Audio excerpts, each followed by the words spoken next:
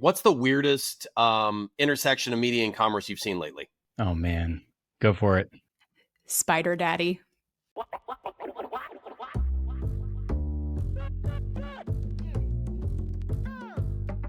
Welcome back to Keeping Commerce Weird, the show where we cut through the noise and celebrate the quirks, creativity, and big ideas shaping the future of commerce. I'm your host, Travis Hess, the CEO of Commerce. If you've been paying attention lately, you've probably noticed something big happening in the world of commerce. The lines between media, community, and shopping are blurring faster than ever. People aren't just buying from brands, they're buying into stories, ideas, and shared values. From YouTube to WhatsApp to AI chat platforms, every digital space is becoming a place where commerce lives, and sometimes where it's redefined altogether. After all, 48% of all consumers say they feel as if they're always keeping a mental list of things to buy. So today, we're diving into the future of what we're calling contextual commerce, where discovery, decision, and purchase all live side by side. We'll talk about how AI is collapsing the traditional commerce funnel, why consumers are craving more intentional human experiences, and what this all means for the next decade of digital retail. To help unpack that, I'm joined by two people who have been leading this conversation for years. Philip Jackson, the CEO of Future Commerce, and Alicia Esposito, their Director of Content Media Strategy. Future Commerce is a research and media company that helps brands think differently, not just about where commerce is headed, but about the kind of impact it can have on culture and community. Together, we recently partnered on the New Modes Commerce 2025 report, exploring how AI, media, and consumer intent are reshaping how we buy, sell, and connect online.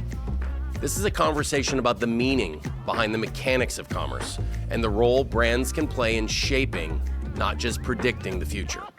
Let's get into it. Philip, let's start with you. Tell our listeners about what Future Commerce is all about and sort of how you envision your role in the overall industry. Yeah. Future Commerce is the culmination of 22 years of my experience in the e-commerce industry, 10 years brand side, 10 years agency side. And then after 10 years working for an agency, we were acquired and then worked for our acquirer for a couple years. Over that 22 years, I saw maybe 3 or 4 discrete eras of e-commerce. There was the bespoke software era. There was sort of the early platform era. And then there was the cloud services era. And now we headed into, this new era where everything is sort of AI driven. Along the way, I felt like turning on a microphone and having conversations in public about it. When I was a software developer, that I was speaking to a developer audience, and gradually that conversation started to become much more strategic rather than tactical, and it started to become much more aimed at the executive, and it eventually toward the boardroom. And as my influence grew, so did our charter at Future Commerce, and we realized that the conversation was much more broadly about less about technology and more about culture and cultural shifts. And so that's what Future Commerce has been aimed at for the last 9 years. We're coming up on 10 years now, and that's what we're doing full time. We're servicing the executives like yourself who are shaping the future of commerce, trying to see around the next corner. And we do that through the media that we publish, because I think that media shapes how we all make decisions today. So I couldn't think of any more influential way to shape the future than to have conversations like this. And thanks for having us. Yeah, you bet. I love what you guys are doing. Alicia, same for you. How'd you end up at Future Commerce? Yeah, so I've been with Future Commerce now for about 7 months, but I have known the team for quite a few years at my prior role at Retail Touchpoints. And Retail Touchpoints was definitely and is more of a traditional trade media publication. So I've been covering the retail industry for about 15 years now. I started as a reporter, really digging into, at the time, what we called cross-channel retailing. And then it became omni-channel retailing. And then we started to really dig into the emergence of experiential and more cultural experiences. So we really kept our tabs on how customer experience was evolving and how that was ultimately influencing the investments brands and retailers were making at the C level. So Our paths crossed with Future Commerce quite a bit, but we mainly saw them as advisors, as partners in a lot of capacities. And I've always had so much respect for the Future Commerce team, their perspective of the commerce landscape and the role that culture and community do play in shaping what we buy and how we buy. It's always been a through line in my editorial coverage. I was VP of content for Retail Touchpoints, shaping research, custom content, and was ready for a new challenge. And luckily, Future Commerce was ready to really double down on content strategy and media development. So that's my role now, helping shape our research division, helping expand our coverage areas, and going beyond just standard e-com and into areas like experiential, store design, retailtainment, all of these exciting through lines where culture really does touch everything. Yeah, I love your guys' authenticity and the passion. It comes through in almost everything you do, which is rare these days out in market. Let's talk a little bit about the new Modes of Commerce report we did with you guys, and talk about some of the key findings and insights. Philip, talk more to the audience about this concept around contextual commerce as this new shopping mode. This was, of course, obviously central to the report we created together. So tell the audience a little bit what that is, what we're seeing, its impact in the landscape today. Any other color you want to add would be amazing. Yeah. So there's a lot to find in this report. So, I would go ahead and direct you to go get the report for yourself. I'm sure you'll link it here. We've proven a number of hypotheses. One is that, consumers are in a constant state of shopping and shopping consideration. And that's something that I think we all can sense now, is that our entire culture is commerce. And we have sort of this thesis, I think you've probably heard us say it before, that commerce is culture. That's sort of like our tagline. It's trademarked, TM. But I won't use it. I want to borrow it, you. but understood. Yeah, one Harley has used it, and we had to send a letter. But we had we had this thesis that if more people than not are waking up with shopping on their mind, that says something about our culture and our society. And it turns out that is true. You partnering with us in the study is really important, because it takes a lot of work to pull off a study of this size and scope. But it's not just that half of all consumers in our study are in a constant state of shopping consideration. It's that when you look down in generations that are becoming much more digitally native, it's that 2 and 3 millennials live in a perpetual purchasing state. And Gen Z is 2 times more likely than boomers to wake up, thinking about their next purchase.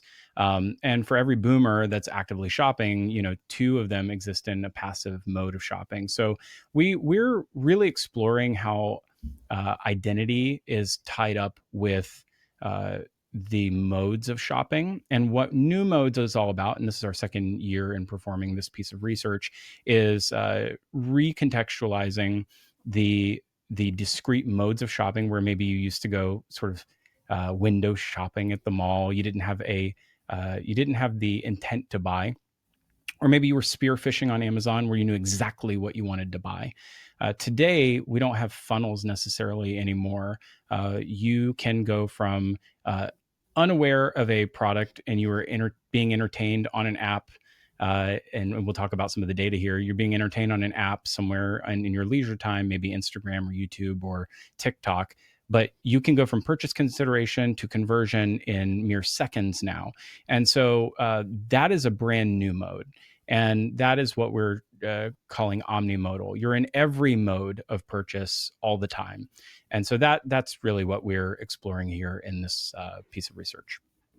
Yeah, I miss the old window shopping at the mall days, where I just went for the orange Julius and to meet my friends, which was fun. I don't know if kids go to the mall anymore, but Stranger Things, you can get that sort of that feeling. Although the kids are a little older these days, they're yeah, they are. It's a different vibe all in itself. But Alicia, as the content expert that you are, can you give our listeners an idea of the methodology or any framework that went into creating this report and what you're really hoping, from your perspective, to uncover?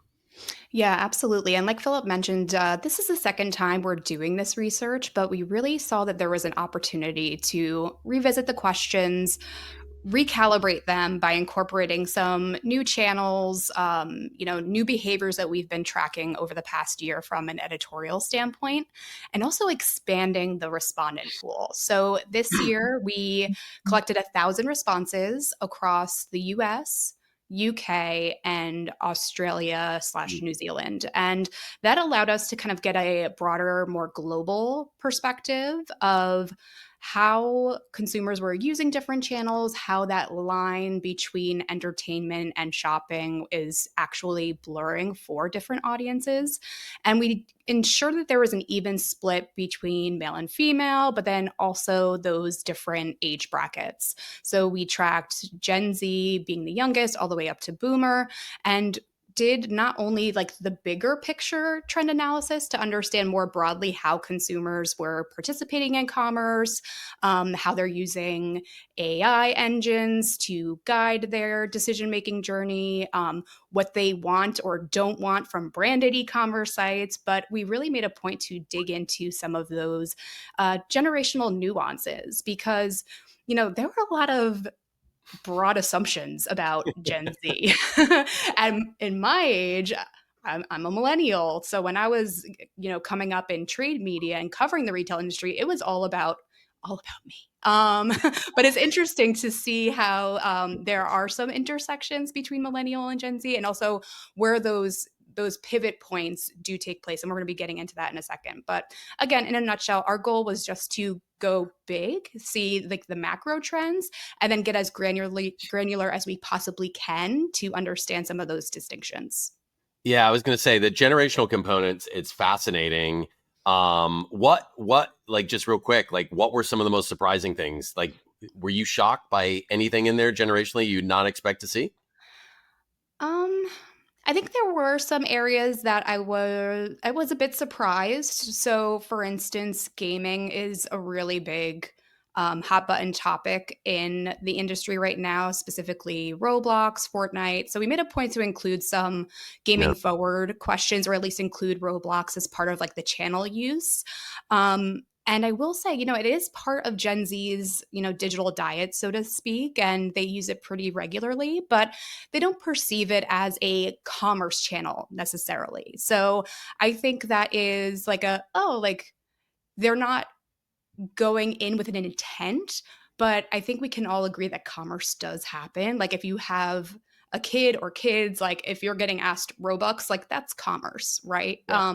If they're buying skins, that is commerce. So Mhm. looking at that interpretation of like what does that mean to actually buy something through Roblox, that was an interesting nuance. And then another point was, the role of social media. So, like Philip mentioned, we can go from inspiration to conversion in a moment, especially through social. But it was largely identified as a source of inspiration and entertainment. People go there, especially younger consumers, to discover, to start to curate, wrap their head around what's trending. If purchase is a part of it, great, but we didn't see that big uptick in actual like, yes, I do purchase and I want to purchase through social as an outcome. The final point is I'm going to go to the boomers for a sec because everyone avoids the boomers sometimes. And what's interesting about them is they are more laser focused. They do more spear phishing, so to speak, when they're online. So search engines, Amazon, like those were like the top two channels for them. So they're very intentional with their online shopping. But I will say they turn to platforms like YouTube quite a bit. Again, looking at like their monthly digital diet, YouTube was number 3 for boomers and actually number 1 for Gen X. So as we think about like that blending of commerce and entertainment and how that could be a possible opportunity for brands, I wouldn't overlook that. And I think we're going to get into that a bit more later. Yeah, Philip, like in follow up to that, even like obviously this giant proliferation of channels and what we've been going through for the last several years and seeing different demos turn to different channels for different reasons. What does that say about where brands should show up and how, in your perspective? Well, I mean, hasn't the advice been to be in every channel, and be there, and show up natively? And I think that's been, um, the omni-channel advice is you have to sort of be everywhere your customer is for the last 15 years. I forget when we coined the term omni-channel. I'm trying to block it Probably out, to be 15 honest with you. probably 15 years ago, Yeah. honestly. Yeah. And Yeah. so I think one thing that I'm a little bit concerned about is, we have sort of had this Cambrian explosion of new incrementality channels. Like, which ones do you chase? Because I don't think you can actually be in all channels anymore. Yeah. When we're asking about what channels are considered purchase consideration channels, there's ones that are showing up in our research, like WhatsApp and Temu. Like, not every Yeah. brand is going to be activating on, you know, Bing.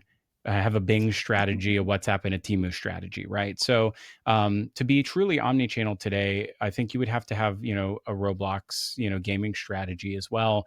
And I think that means you have to be not just omni-channel, you have to be, really omni-generational. And I think is almost really held out for very specific, uh, I would say, like, generational brands that have been around for a really long time and serve lots of different types of customers.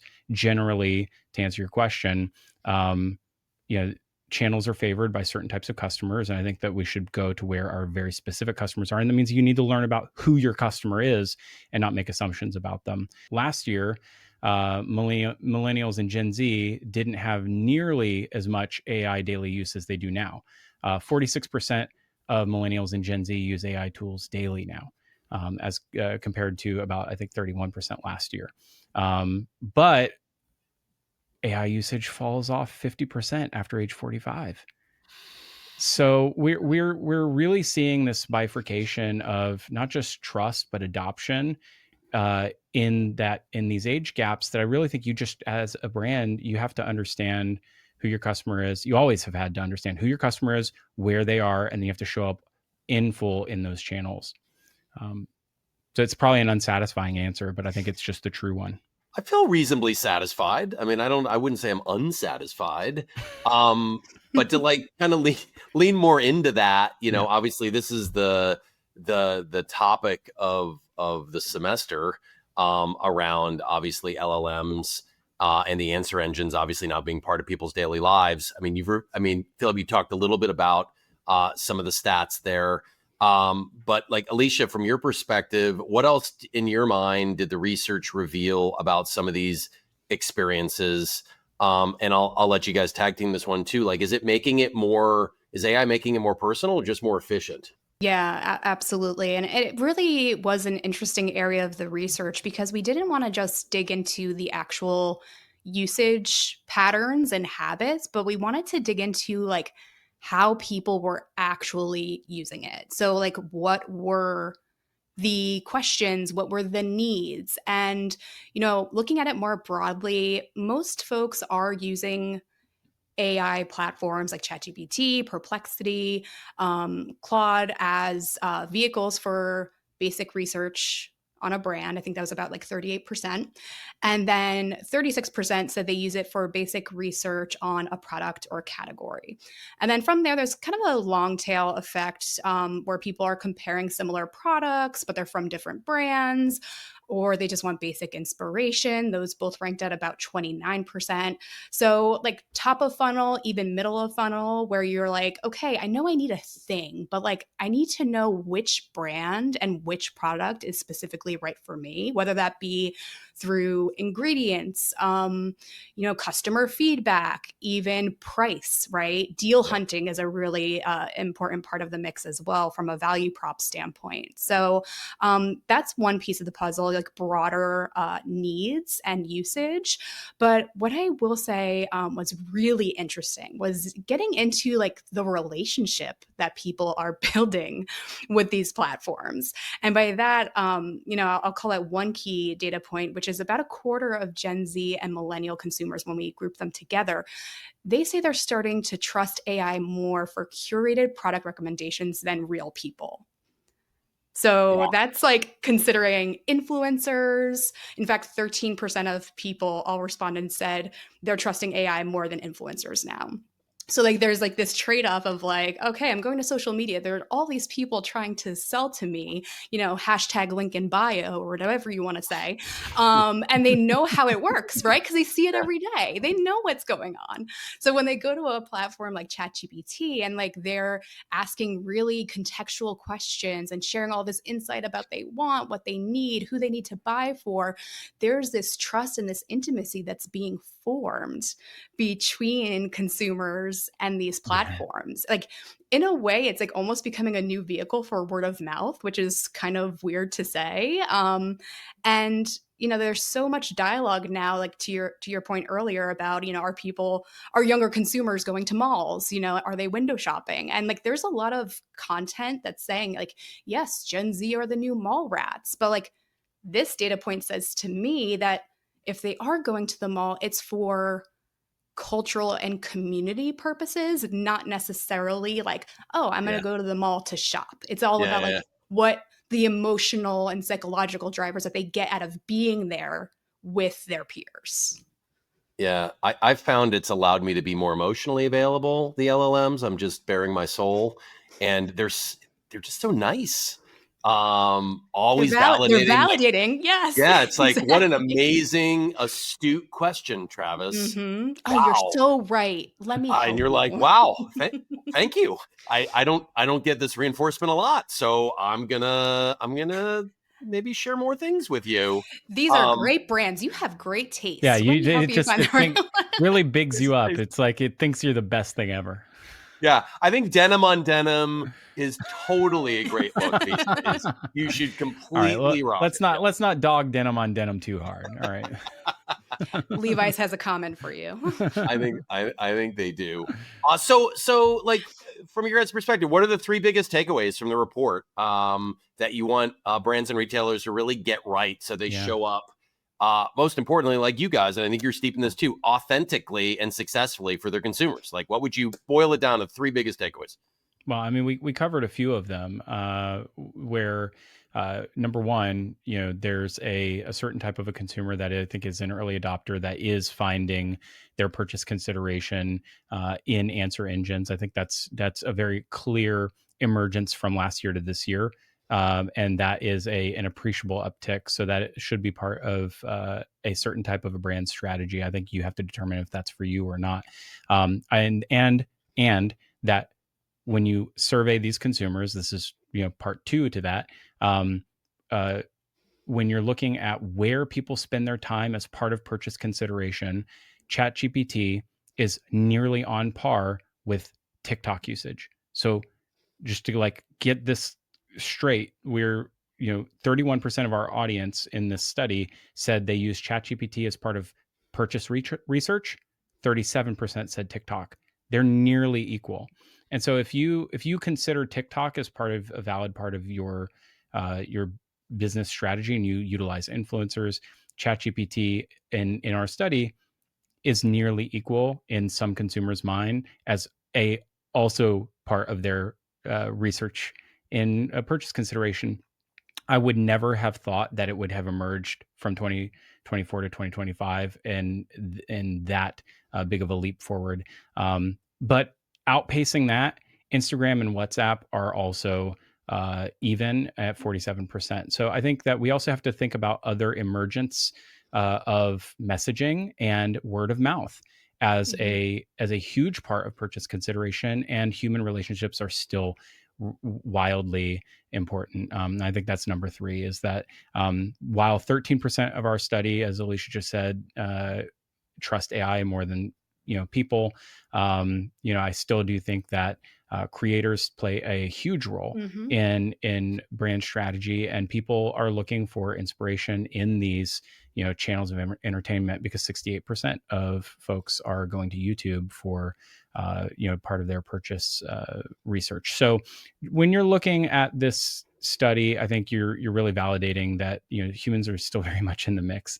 Yeah. There are emergent channels and early adopter behaviors, and we really do need to consider what answer engines are going to be doing for our brands. So that's, I think, the top 3 takeaways for me. Alicia, do you have anything to add to that? Yeah. Yeah, we definitely had overlap on the emerging channels point, and I think understanding your core audience and how their usage pattern plays in. The other data point I would play up is, we did ask about TikTok Shop, since there was a lot of hype around that. 21% of all respondents said that they've used it, but if you dig a little bit deeper and tap into Gen Z specifically, that number goes up to 44%. So again, just reaffirming that, there are trend patterns, across the board. But if you can dig a little bit deeper into who specifically you're trying to reach, that'll provide a bit more clarity. The other point is, I know we've been talking a lot about like outside channels, but like understand the value your branded e-commerce site plays into all of this, right? We're having a lot of conversations internally with our partners around, what does the new e-commerce website experience look like, knowing that so many consumers are going to ChatGPT, for instance, for that inspiration and that product comparison. And for me, that's all about experience. It's all about storytelling. 58% of consumers agree it bothers them when a brand they love has a poor website experience. So the fundamentals of what makes your brand experience great online, like those very much need to remain intact. Yeah. So think through that and what really you can bring to the table as a brand from that standpoint. You know what they're not doing? They're not buying on smart speakers or on smart fridges. So you don't have to worry about that. Or smart exercise equipment or on Meta Ray-Bans. So it's all in watches. there. Or watches. No watch commerce yet. Don't worry about any of those yet. Yeah. I have a smart washer and dryer. I don't know what it actually does that's smart or why it would be smart. But, it washes things for you. It just washes stuff. I turn the dial to whatever the setting is, and I'm usually pretty good pressing start. But there's just too much smart in my life, although I can use all the help I can get. That's what it does. Yeah, exactly. All right, selfishly, let's get into what we kind of call the weird spotlight here. From your guys' perspective, either one of you or both of you, what's the weirdest intersection of media and commerce you've seen lately? Like strange products on a TikTok shop, annoying QR codes, blasts from the past, or on streaming platform. What say you guys? You guys probably see this all the time. Oh, Can I go first? Can I go first? Yeah. Spider Daddy. Yeah. So Dunkin' Donuts just went like wild. And like this idea of like brands behaving badly, this is something that we've been tracking for quite a while. And like to see some of the different use cases from like Brita to Nutter Butter and now Dunkin', they're really leaning into the weird, as you like to say. They are embracing memes, limited merch. They're, having their mascots, do pranks online. They're getting a little naughty, so to speak. And like other brands are participating in the conversation too. So like for me, for someone who, studies marketing and likes to track what brands are doing, how they're behaving with each other and with consumers, like Spider Daddy is like the epitome of a brand taking a moment, Halloween, a limited time product, which is the Spider Donut, and turning it into like its own social media movement, which I just find absolutely fascinating. And people love it. They're eating it up. Yeah. No pun intended. True. Okay, since you took the fun one, Sorry. it's all right. I'll take the under. So we do a lot of reporting and we write a lot of critique. I think that's what makes us a little bit of a different sort of outlet, is that we listen, we're fans of capitalism. Okay. But I also think there's other sides of things that we like to call out, saying like, why does something like this exist? Why does it exist in this exact moment? How did it come to be? And why does our consumer culture allow it to be at this exact time? Like, what are the capital motives that can bring about something like this. And one such example is a new skincare product line called Rini, which was launched by Shay Mitchell. And this is a skincare brand for 3-year-olds. If you can imagine such a thing existing, as if you needed a direct-to-consumer sort of like millennial pink skincare brand for your children, you now have that. Rini's a name derived from a Korean word for child. And it's like the world's first, kid first skincare brand. Why does something like this exist right now? Well, it's something we reported about 18 months ago, is a Sephora Kids movement where increasingly we're seeing marketing messages and younger adoption going towards, the consumerization and the sort of the marketing of these consumer packaged goods towards children ages 10, 11, 12, 13, 14. And the Sephora Kids movement was something that we reported on in our newest book called Lore. I'll hold it up for you here. Lore is a hardcover bound book. We put out one of these every year. And in here, we sort of call into question, it's a piece that Alicia wrote called Good Little Consumers. And, I think we are trained in this society in particular to consume. And we see little examples of this in every little nook and cranny of our society, so much so that today I'll give you, here's a freebie. Rini was one. Number 2 is something that you'll see on our newsletter tomorrow, which is there is a very specific gingerbread house you can buy today at Target, which is a shopping cart. That is a Target shopping cart. It's a gingerbread house, but it's a Target shopping cart. Yeah. Gingerbread house. Edible? It's edible, yeah. Yes. Yeah. And I think that nothing says commerce is culture like a gingerbread house that looks like a Target shopping cart, right? I live down in Texas where people are although I grew up in the Northeast, where people weren't as maybe enthusiastic about the holidays as it relates to like, outside your home with the lights and the scenes and the accessories. And I feel like that whole segment has completely exploded recently as well. Oh, yeah. And it lasts huge. Forever. And it looks like a lot of work. I'll be honest with you, like just dragging all that stuff out, putting it up. I'm not a big heights person, but yeah, it's almost, I'm one of the few people in the neighborhood that doesn't go through exhaustive measures to do it. Not that I don't love the holidays, of course, who doesn't? But yeah, it seems to be a movement that we're in the midst of that almost breeds more competitiveness amongst the neighbors. It keeps getting bigger and bigger and bigger and bigger and bigger as time goes on. I'm just glad Duncan got away from the they had the Ben Affleck thing going on for a while, being from Boston, which is authentic. Yeah. Listen, I think that's yeah. Sure. I mean, it was funny. And then they kind of moved on. So like, lastly, I think both of us, Commerce and Future Commerce, celebrates the weird and the authentic and the human and the meaningful. What's one weird idea brand should embrace to stand out from either one of you or both of you going forward? Okay. So I don't only one. You're only yeah. Philip, you're only allowed one. I know you look like you want to say more than one. He's an overachiever. Yeah, I am an overachiever. Okay. So this is it's sort of in line with what Alicia just put out there, which is, brands behaving badly is probably one poor way to put it. I don't think it's actually all that difficult to stand out from the pack these days. Agree. I just why do you say why do you say that?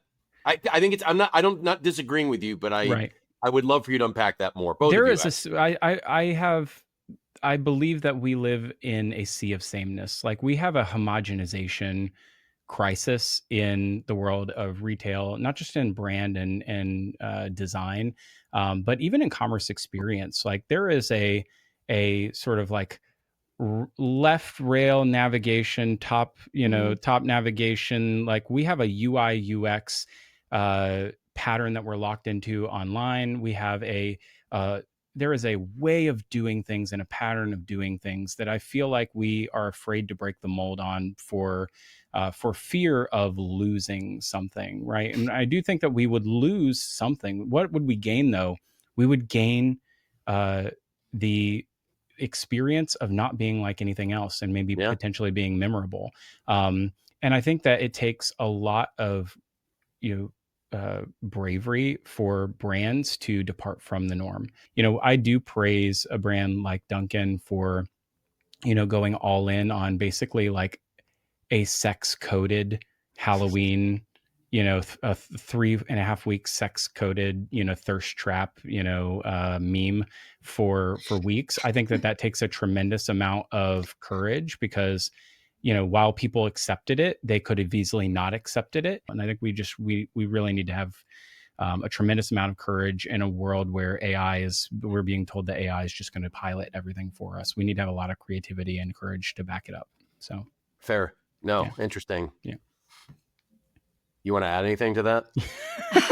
I mean, he got so deep. Mine's He kind did. of Sorry. like, no, I wish you finished, but Yeah. I mean, I guess this You can ties this reorder it idea of, it does tie this idea of like creativity and conviction and not being afraid to see how far your brand can go. And the one thing I've had so much fun tracking from an editorial perspective is the brand merch market is like so fascinating, and how brands are using merch as a customer feedback and social media tool. So the Ricola scarf, like surface level, okay, like that's silly, that's cute. It has a little pocket for your throat lozenge, like very clever. Has brand colors, sold out already. Like you have to like get on a list for the next round of drops. So like that was like a Scarcity model. I love a good scarcity model. Exactly. Always. Manufactured or not, it works. Yeah. And like, it's a high quality product and, has the fun brand colors, so there is that recognition. But some brands go to the extreme. We saw Taco Bell has a taco holster now. Yeah, that was wild. All in. Again, but that Yeah. brand is known for going all in, whether it be Yeah. through product launches, through their marketing, through their partnerships. Cheez-Its has a whole merch store, which, Christmas list unlocked. But it's like really uncovering like all of these new silly out there ways to show up for your customers and give them a vehicle for sharing their brand loyalty. And like, I don't know about you guys, but like things are so serious and tense and, it's easy to get like lost in the sauce, so to speak. So like any moment where I can have these feelings of joy and like quirkiness and like also be like, yeah, like I love Cheez-Its. I'm going to wear my Cheez-Its hat and like live your life. Like Just own it. that's great. Yeah. Like the opportunities are there. So, Yeah. and again, like use that as a social tool. Be like, hey, like, should we make this fam? Like you'd be surprised how many people would raise their hand, I think. Yeah, I think, Philip, to your first point around the optimization and everything looking the same, like, especially digitally, I think responsive design catalyzed that early. Agree. Where it was just more about efficiency, where instead of having 3 different versions of your website and having to maintain that, it's like, how do we go to something that can, scale across every surface that someone or every device that someone wants to, explore that touch point against. And to do that, everything ends up looking the same. It's so optimized in best practice. Everyone just becomes copycats and plagiarists because we just optimize to the extreme. And to your point, it just loses its flavor and taste. I remember like back, maybe it was like 2011, 2012, Burberry like had redesigned their site and they just got completely skewered in the space because as you scroll down, they had this sort of parallaxy design. And again, I don't know, people were buying, $2,000 coats on Burberry at the time. Probably not a lot. It was more in store. Certainly it was a brand site, but as you scroll down, you had the parallax effect. And the nav disappeared. And UX people were like, oh my God, where the nav's gone. This is like the worst. This is the dumbest design ever, et cetera, et cetera, et cetera. I think there was a lot of like shock and awe from those days where, to your point, there's not a lot of margin for error in these games, especially in these segments, right? Mm-hmm. Margins are thin. It's expensive to acquire customers. There's lots of competition. Like you mess up and it is just like reverberated on social channels. Like you're just skewered immediately. But at the same time, if you get it right, the upside is amazing. I think the key point there is, be authentic to the brand, whatever that medium is, whatever that playfulness is or weirdness is, as long as it's authentic to the brand, I think it's it's harder to alienate your customer base as long as it's authentic. As soon as it becomes, if it's not authentic, I think that's probably the juice that ain't worth the squeeze, so to speak. But what a fascinating time to be in this space. I would like to see more junk food cereal characters. I remember as a kid, that like dominated all the playfulness, right? You had all the monster cereals and like, you know, Dig 'em from Sugar Smacks and the Toucan from Fruit Loops. I mean, it was like my Halloween muse was like junk food cereal characters. And again, not that they're good for you, like Cheez-Its, they're probably prematurely killing your children, but like the playfulness side of it, it was rememberable and they worked it into other mediums and things like that. I would like to see that maybe come back. There is a bit of a resurgence in that we're starting to see that from some more digitally native brands. They're trying to make a little bit of a play. There's and whether it's an anthropomorphized bottle from like Graza's doing that.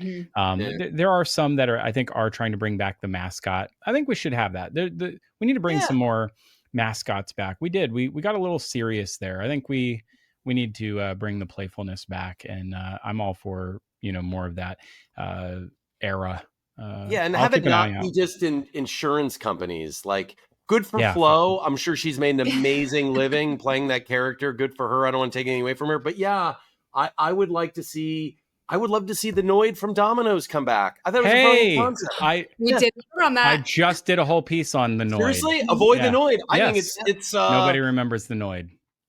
There was a Noid video game. Yeah, nobody remembers it. Yeah. It was amazing. People never understood the concept. It was like the Noid was like the thing that ruined your delivery for pizza. Yep. Either made it cold or it knocked it over or what have you.